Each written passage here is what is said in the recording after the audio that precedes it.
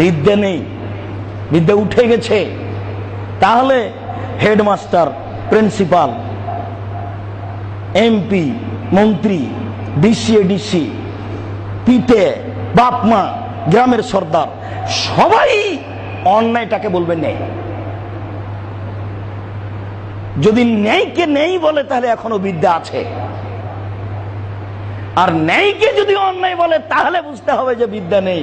আল্লাহ রাসূল বলছেন, আবু মুসা, যেদিন তুমি আগাছার মাঝে থাকবে সেদিন তোমার কি হবে, যুগের কি হবে। তার মানে সমাজের সমস্ত লোককে আল্লাহ রাসূল বলেন সব আগাছা। কারো বিদ্যা নেই, কারো বুদ্ধি নেই, কারো বিদ্যা নেই, কারো বুদ্ধি নেই। হেডমাস্টার একটুকু ভাবে না যে এটা 10-এর টাকা, জনগণের টাকা। নির্দ্বিধায় টাকা একটা ছেলে দিয়ে গেল ভর্তির জন্য 5,000 টাকা পকেটে করে নিয়ে বাড়ি চলে গেল। যাওয়ার সময় তো মাছ কিনে চলে গেল, মাছ কিনে নিয়ে বাড়ি চলে গেল। ও একটুকু পরোয়া করে না, মানে হিসাবই নাই, ওর বিদ্যায় কোনো কাজ করে না। ও একটা জড় বস্তু হয়ে গেছে। নইলে আল্লাহ রাসূল এই কথা বলছেন কেন, আবু মুসা, যেদিন তুমি আগাছার মাঝে থাকবে সেদিন তোমার কি হবে, যুগের কি হবে। এই কথা বলার পরে তিনি থামেননি, আরো বলছেন, মারেজাত উহুদুহুম ও আমানাতুহুম, মিটে যাবে তাদের ওয়াদা অঙ্গীকার, মিটে যাবে তাদের আমানত। মানুষের সাথে ওয়াদা করেছে, এটা বহাল রাখতে হবে, এটা জনগণ, নেতা নেত্রী এটা বুঝবে না। মানুষের টাকা পয়সা তাদের কাছে আছে, এটা আমানত, এটা উঠে যাবে, এটা তারা বুঝবে না। 3, অখতালাফু,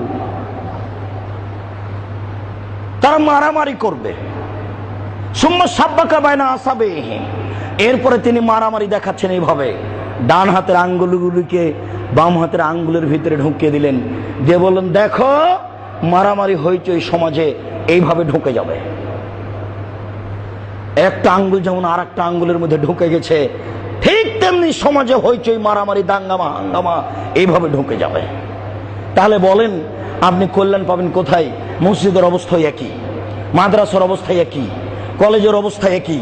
আশ্চর্য, বিদ্যা না উঠলে এই ছেলেটা ম্যাট্রিক পাস করার পরে, ইন্টার পাস করার পরে যেমনই বিশ্ববিদ্যালয়ে ভর্তি হলো, কলেজে ভর্তি হলো, তখনই ও বুঝে নিল যে আমাকে আন্দোলন করতে হবে।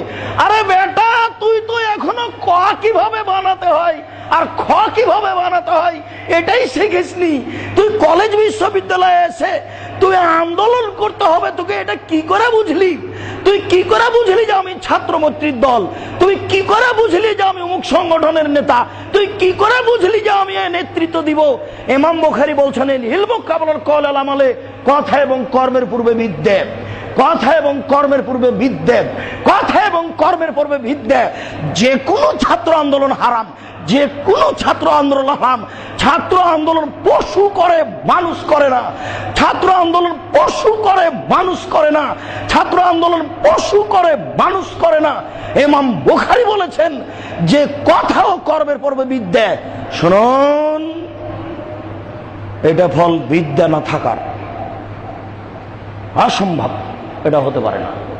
বিদ্যা আগে হবে, তারপরে নেতৃত্ব কিভাবে করতে হয় সেটা পরে। বিদ্যাই তাকে বলে দিবে যে কোনটা করা যাবে আর কোনটা করা যাবে না। সে কোনো বিদ্যাই শিখেনি। তার মা তাকে, তার বাপ তাকে টাকা দিয়ে পাঠিয়েছে বিশ্ববিদ্যালয়ে, আর ও এখানে এসে মাতাবুরি করছে আর মারামারি করছে। রাসূল সাল্লাল্লাহু আলাইহি ওয়াসাল্লাম বলছেন, সিনফানে মিন উম্মতি মিনান নার, আমার উম্মতের 2টি দল জাহান্নামে যাবে, লাম আরাহুমা, আমি তাদের এখনো দেখিনি। আমার উম্মতের 2টি দল জাহান্নামে যাবে, আমি তাদের এখনো দেখিনি।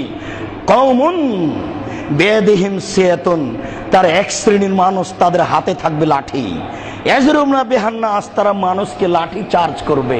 দেখেন পেপার পত্রিকায়, দেখেন কলেজের অবস্থা, দেখেন বিশ্ববিদ্যালয়ের অবস্থা।